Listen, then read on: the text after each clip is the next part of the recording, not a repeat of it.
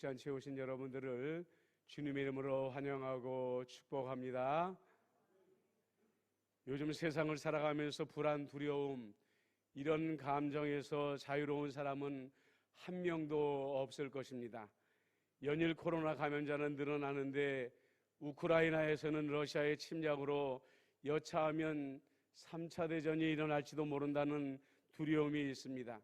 아니, 그 전에 이 전쟁으로 말미암아 기름값이 치솟고 또 그렇지 않아도 앞이 보이지 않는 세계 경제, 우리나라 경제가 어떤 위기를 맞이할지도 모른다는 위기의식이 우리들 마음 가운데 있는 거죠.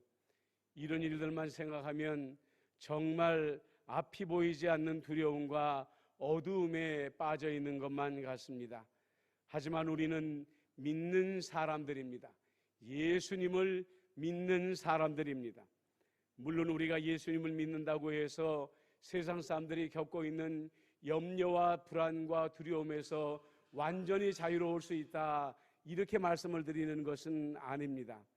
하지만 우리는 환경에 지배당하는 믿음이 아니라 환경을 이겨내는 믿음의 훈련을 이럴 때일수록 더 감당하는 그런 성도들이 되어야 한다는 것이죠.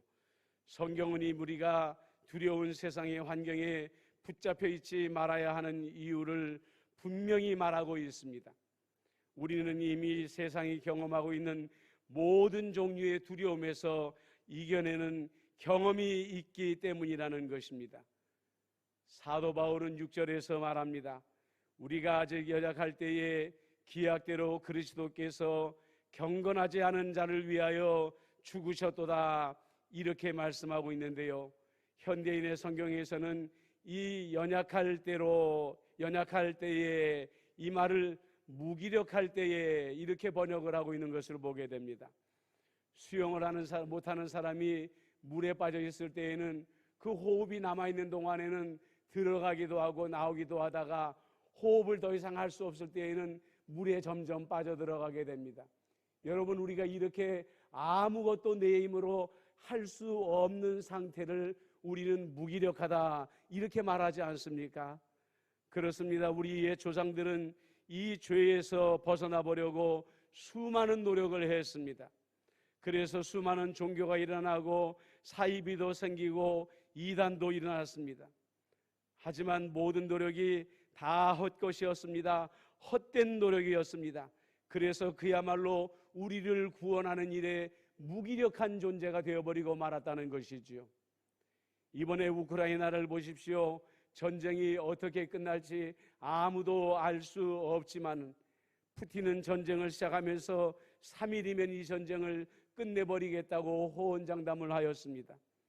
그런 호언장담을 할 만도 한 것이 러시아는 세계에서 두 번째로 무장의 능력을 가지고 있는 나라요, 우크라이나라는 나라는 제대로 훈련받은 군인도 적은 데다가 이 무기들도 옛날 구식 무기, 그것도 숫자가 턱없이 적은 그런 무기들을 가지고 있는 나라였습니다. 말 그대로 무기력한 나라였기 때문에 전쟁에서 이기지 못하고 2, 3일이면 전쟁에 지고 전쟁은 끝날지도 모를 것이다 라고 생각할 수밖에 없었다는 것이죠. 그런데 전쟁이 시작되어지고 24일이 지났습니까? 25일이 지났습니까? 여전히 러시아는 자신들이 공언한 대로 이 우크라이나를 점령하지 못했습니다. 전쟁은 지지부진한 상태가 되고 말았습니다. 우크라이나가 이렇게 무기력했던 상태에서 기대 이상의 선방을 할 수 있었던 것은 서방의 원조가 계속되고 있기 때문입니다. 만약에 이런 원조나 도움이 없었다고 한다면 이 나라는 진작에 푸틴에게 공언대로 점령당했을지 모르는 것이죠. 우크라이나의 처지가 우리였다고 생각해 보십시다. 총 한 자루 없는 우리가 강도 때를 만났다고 생각해 보십시오. 얼마나 무기력한 상태입니까? 얼마나 두려운 일입니까? 그런데 갑자기 예수님께서 우리 앞에 나타나셨습니다. 그냥 구원하신 것이 아닙니다. 무기력한 우리를 위해 주님의 목숨을 내놓으시고 우리를 구원하여 주셨다고 성경은 그렇게 말하고 있는 것입니다. 그리고 성경은 단지 우리가 무기력하지만 한 것만 아니었다고 말합니다. 무기력할 뿐더러 죄인이었다고 말을 하고 있습니다. 성경은 말합니다. 의인을 위하여 죽는 자가 쉽지 않고 선인을 위하여 죽는 자가 혹 있거니와, 이렇게 말씀을 하고 있습니다. 이번 전쟁에 다른 나라들이 우크라이나를 서로 도우려고 하는 것은 러시아라는 악한 나라가 죄 없는 우크라이나라는 나라를 침략한 분명한 경계선이 있기 때문인 것입니다. 서로가 뻔한 나라요, 서로가 악한 나라끼리의 전쟁이었다고 한다면 어떤 나라도 우크라이나에 손을 뻗으려고 하지 않았을 것입니다. 저는 이번 전쟁을 보면서 우리나라가 얼마나 축복받은 나라인가 하는 것을 10번이고 100번이고 생각을 해보았습니다. 우크라이나가 침략받기 전에 우리나라는 1950년도 6월 25일 날 남침을 당하지 않았습니까? 그런데 이 우크라이나에는 군인들이 참전하지 못하고 무기들만 간접적으로 보내주고 있습니다. 그것도 공격할 수 있는 무기가 아니라 자기들을 방어할 수 있는 무기들만 보내주고 있죠. 그러나 우리나라는 세계 16개 나라에서 군대를 보내서 직접 참전에 피를 흘려주었습니다. 악랄한 공산군을 물리치고 그나마 한반도의 절반이라도 회복할 수 있었던 것은 이들이 참전해 주었기 때문인 것이죠. 그때나 지금이나 선과 악의 구별이 분명하기 때문에 도울 수가 있는 것입니다.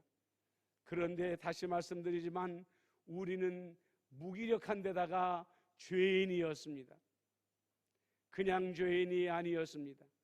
장발장같이 조카를 위해 빵 한 조각을 훔치는 그런 죄인이 아니었습니다. 아담과 하와로부터 유전된 죄로 인해 태어나는 날부터 영원한 사망이 선포된 용서받을 수 없는 그러한 죄인들이었다는 것이죠. 그렇게 우리는 의인도 아니고 선인도 아닌데 주님께서 우리를 위해 죽어 주셨다고 말씀하고 있습니다. 그러면서 8절에 바울은 말합니다. 우리가 아직 죄인 되었을 때에 그리스도께서 우리를 위하여 죽으심으로 하나님께서 우리에게 대한 자기의 사랑을 확증하여 주셨느니라 라고 말입니다. 확증하여 주셨다는 말이 더욱 강한 의미를 가지고 있는 것 같지만 확증하다라는 말의 원래 의미는 나타내 보여주셨다라는 의미를 가지고 있다고 합니다. 그러니까 예수 그리스도의 죽으심으로 말미암아 하나님의 사랑을 우리에게 나타내 보여주셨다, 이렇게 말을 하고 있는 것입니다. 확증하다는 말이 더 강한 의미로 다가온다고 했습니다. 하지만 나타내 보여주셨다는 말씀을 묵상하고 묵상할수록 이 번역이 더 우리 마음 가운데에 와닿는 것을 우리가 경험하게 됩니다. 자녀들이 사춘기를 거치면서 부모에 대하여 반항하게 되는 것은 여러 가지 이유가 있겠지만 부모의 사랑에 눈이 가려지기 때문입니다. 이 시기는 부모가 자녀를 양육하기 위하여 하루 종일 생계에 매달려야 하는 때이고 자녀들은 대학이라는 관문을 통과하기 위하여 온 힘을 기울여야만 할 때인 것입니다. 대화할 시간이 없고 서로의 마음을 헤아려 볼 마음의 여유도 부족한 때인 것입니다. 자녀를 향한 부모의 사랑은 변함이 없지만 자녀에게 부모의 사랑은 눈에 가려져 보이지 않게 되는 것입니다. 그러다가 언젠가 우연한 기회에 부모의 사랑이 눈에 나타나 보여지게 되는 때가 있습니다. 어떤 사건이나 문제가 생겼을 때일 것입니다. 그러나 정말 우리에게 부모의 사랑이 눈에 나타나 보여지는 때가 있습니다. 그것은 그분들이 영영 우리들의 곁을 떠날 때인 것입니다. 어떤 사람들은 평소에 나는 부모님의 사랑을 충분히 알고 있다라고 자신할지 모르겠습니다. 그래서 충분히 그분들의 사랑에 보답하고 살고 있다고 자신 있게 말하고 있는지도 모르겠습니다. 하지만 그렇지 않습니다. 그분들의 빈자리를 보게 될 때서야 진정 우리를 향한 부모님들의 사랑이 확증되는 것이고 나타나 보이는 것입니다. 저는 비교적 어린 시절에 부모님들을 떠나보내드렸지만 나이가 들어갈수록 그분들에 대한 그리움과 미안함과 또 감사함에 사무칠 때가 많습니다. 특히 저희 아버님은 저희 4학년 대학 등록금을 마련하려 일을 하러 떠나셨다가 그만 돌아가셨기 때문에 더욱더 내 마음 가운데에 그 미안함과 감사함과 그 빈자리가 느껴지고 있는 것이죠. 그분들의 빈자리가 그분들의 사랑을 우리 안에 더욱 분명하게 나타나게 하고 있는 것입니다. 예수님의 사랑이 그렇습니다. 예수님의 사랑은 세리와 죄인들을 가까이 할 때 나타났습니다. 병든 자를 고치시고 눈먼 자, 걷지 못한 자를 걷게 하실 때에 나타났습니다. 하지만 그분의 사랑이 가장 위대하게 나타난 것은 십자가에서 죽으실 때였습니다. 무기력하고 죄인된 우리들을 위해서 죽으셨을 때 하나님의 사랑은 아들 예수님을 통하여 가장 분명하게 확증되었고 가장 분명하게 우리에게 나타나 보여주셨던 것입니다. 여기에서 우리가 깊이 묵상해 보아야 될 이야기가 있습니다. 영국의 위대한 신학자이자 목회자였던 마틴 로이드 존스 목사님이라는 분이 계십니다. 그분이 이런 말씀을 남기셨습니다. 성령이 없이 그리스도인이 될 수는 없지만 하나님의 사랑이 마음속에 널리 퍼지지 않은 채 그리스도인이 될 수는 있다. 잘 들으셨습니까? 다시 한번 말씀드리겠습니다. 성령이 없이 그리스도인이 될 수는 없지만 하나님의 사랑이 마음속에 널리 퍼지지 않은 채 그리스도인이 될 수는 있다라고 말입니다. 우리의 구원은 우리의 노력으로 이루어진 것이 아닙니다. 우리의 수고로 이루어진 것이 아닙니다. 우리가 잘 아는 것처럼 우리는 도무지 이해할 수 없는 방법으로 하나님이 우리를 선택하시고 외아들 예수 그리스도의 보혈의 피로 말미암아 우리를 씻어주시고 성령을 우리에게 보내어 주심으로 말미암아 우리는 구원을 얻게 되어진 것입니다. 전적인 하나님의 은혜였습니다. 그러므로 말미암아 우리의 이름은 생명책에 기록되어질 수 있었던 것이죠. 그런데 여러분, 마틴 로이드 존스 목사님은 뭐라고 말씀하십니까? 그런데 구원받았음에도 불구하고 여전히 예수님의 사랑에 대하여 무감각하고 감동이 없는 사람들, 예수님의 사랑을 경험하지 못한 성도들이 있을 수 있다라고 이렇게 말하고 있는 것입니다. 그래서 마틴 로이드 존스 목사님은 말합니다. 모든 그리스도인이 이러한 체험을 한 것은 아니지만 그 체험은 누구에게나 가능하다. 그리고 모든 그리스도인들은 그러한 체험을 가져야 한다라고 이렇게 말하고 있는 것입니다.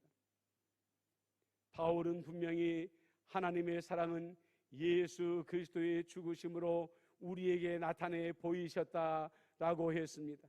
확증하셨다고 했습니다. 그렇습니다. 우리 가운데 예배드리는 성도들 가운데에서 예수님이 우리를 사랑하시는 일에 대하여 모르는 사람은 없습니다. 지식적으로 들어서 다 알고 있는 것이죠.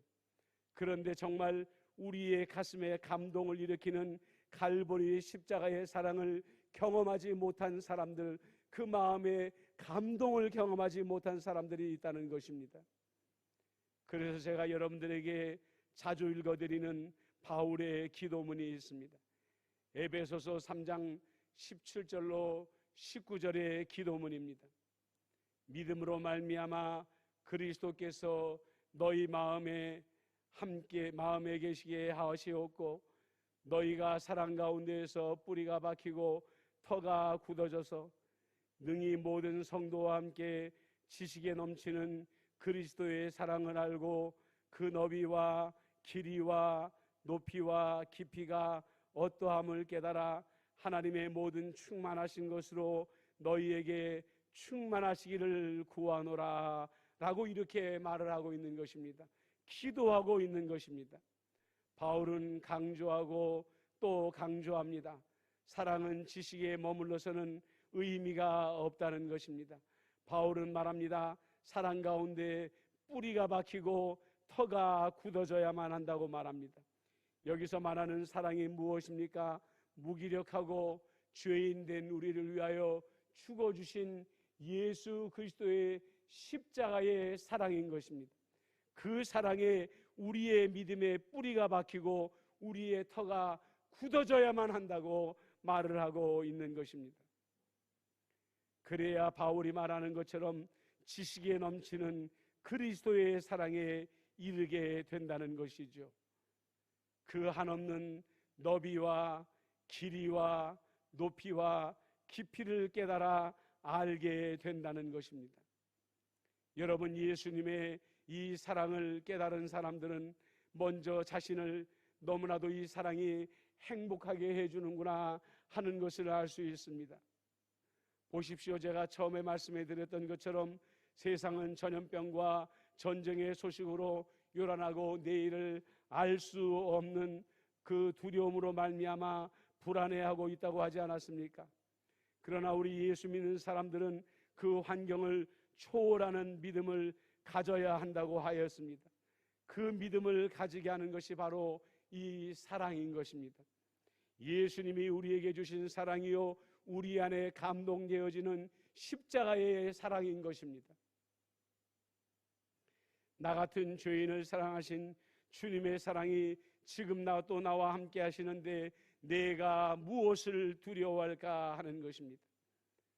그래서 사도 요한은 요한일서 4장 18절에 말하기를 사랑 안에 두려움이 없고 온전한 사랑이 두려움을 내쫓나니 이렇게 말씀하고 있는 것입니다. 우리는 이렇게 한번 기도드려 보십시다. 저를 따라서 한번 기도해 보십시다. 예수님, 지식에 넘치는 진정한 예수님의 사랑을 깨달아 알게 하소서.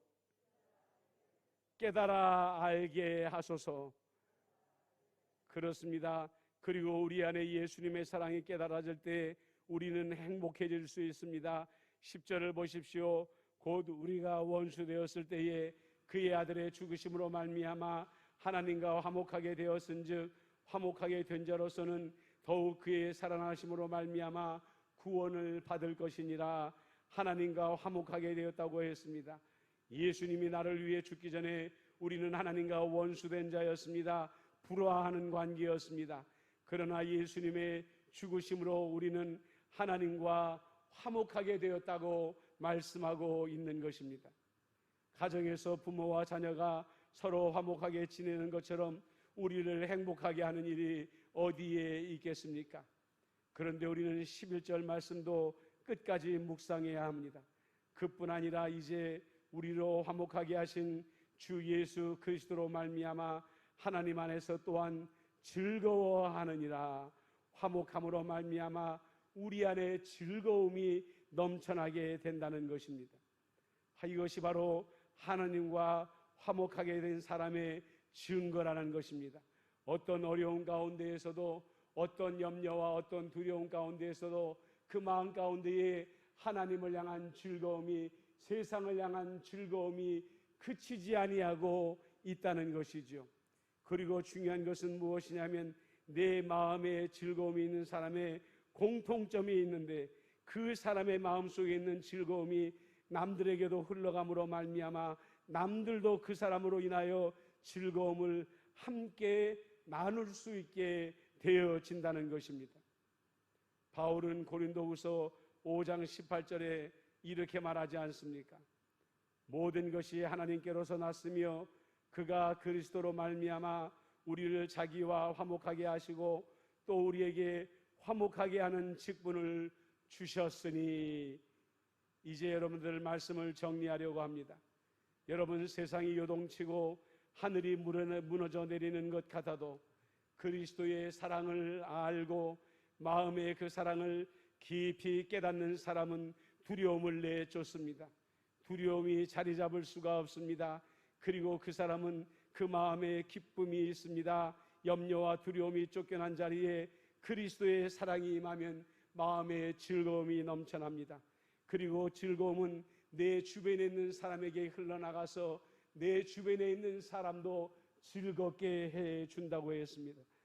바울은 이것이 아예 우리의 사명이라고 말합니다. 화목하게 하는 직분은 주님이 확증된 사랑을 경험하는 모든 사람들의 거룩한 사명이라고 말하는 것이죠. 우리 임마누엘 교회가 이 사랑으로 말미암아 온전히 하나 되기를 우리 주님의 이름으로 축복합니다. 아멘. 기도하겠습니다. 하나님 아버지, 세상이 전염병과 전쟁의 소식으로 말미암아 요란하며 많은 사람들이 불안과 두려움 가운데 떨고 있는 이때에 우리는 예수 그리스도의 사랑을 알고 깊이 깨달음으로 말미암아 우리 안에 두려움이 떠나가게 하여 주시옵시고 우리 안에 그리스도의 기쁨과 온전한 즐거움이 회복되게 하여 주옵시며 이 즐거움이 내 주변에 있는 사람에게도 흘러감으로 말미암아 나의 담대함이 내 주변에 있는 사람들의 담대함이 되게 하여 주시옵시고 하나님과 나의 화목함이 그 사람들의 화목함이 되어지는 놀라운 일이 일어날 수 있도록 은총을 더하여 주시옵소서. 아버지 하나님이시여, 우리가 성부, 성자, 성령을 날마다 의지하는 가운데에 세상을 바라보지 아니하며 예수 그리스도의 십자가의 사랑을 깊이 묵상하는 가운데에 우리 안에 사랑과 즐거움이 떠나가지 아니하는 성도들이 되어질 수 있도록 주님이여 역사하여 주옵소서. 예수님의 이름으로 축복하며 기도드리옵나이다. 아멘.